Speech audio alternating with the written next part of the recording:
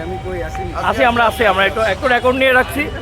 তো কেমন লাগছে আজকে? আজকে খুব ভালো লাগছে। সাহিত্য আড্ডা। মানে আমরা তিন কবি অর্থাৎ কবির সুমন, কবি মিয়া সুমন আর কবি হচ্ছে সাগর তালুকদার, তিনজনে আজকে আমরা এক হয়েছে অনেক দিন পরে এবং খুব ভালো অনুভব করছি আমরা। আজকে জাতীয় জাদুঘরের বেগম সুফিয়া কামাল অডিটোরিয়ামে যেই সোনার বাংলা সাহিত্য পরিষদের আয়োজনে যে অনুষ্ঠান, আর সেই অনুষ্ঠান থেকে বের হয়ে এসে আমরা একটু এই পথ বাড়াচ্ছি, ভালোই লাগছে আমাদের কাছে।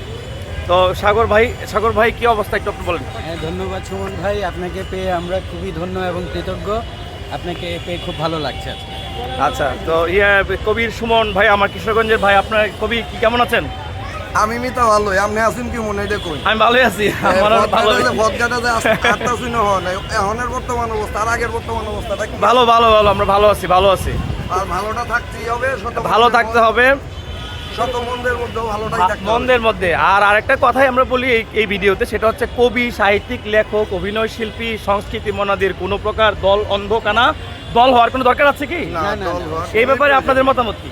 না, দলবাজি নাই, দল ও দাস হওয়ার আমাদের কোনো ব্যক্তি দাস, দল ও দাস আমাদের কোনো প্রয়োজন নেই। সবসময় নিরপেক্ষ থাকবে এবং অন্যায়ের প্রতিবাদ করবে, সততার সহিত সৎ থাকবে সবসময়। আর এটা আরেকটা কথা, চর্চা হবে তার। আমার খুব সুচিন্তিত মতামত এটা। আরেকটা এখানে কথা এই জন্য হইলো- একজন কবি যদি অপমান হয়, একজন লেখক যদি অপমানিত হয়, তখন খুব কষ্ট লাগে ভাই। আরেকটা Right? কথা হলো যে এই আপনার আপনি বলেন। সাহিত্যিকরা হুম। কৃপণতাটা ছেড়ে দিতে হবে। আচ্ছা। অনেক সাহিত্যিক কৃপণ আছে, আর অনেক সাহিত্যিক আছে আত্মকেন্দ্রিক। আচ্ছা। এই আত্মকেন্দ্রিক অবস্থানটা থেকে বের হয়ে আসতে হবে, তাইলেই হয়তো আমরা সফল হব। তাহলে কি আমি বলবো যে ভেঙে বের হইতে হবে? হ্যাঁ, ভেঙে একদম টোটালি ভেঙে। এই জন্যই তো বইয়ের নাম হচ্ছে ভেঙে বের হও। এই যে বইয়ের নাম হচ্ছে ভেঙে বের হও। ও, তাইলে আপনি অটোমেটিক ভেঙে বের হওয়ার পথ তৈরি আহ্বান করে ফেলেন। করেছি, আহ্বান আমরা ওই রাস্তার যাত্রী হিসেবে। যাই হোক, আমাদের অনুষ্ঠান পথে চলছে, চললাম। আমরা আবার চলি, ভিতরে অনুষ্ঠান চলছে। ধন্যবাদ।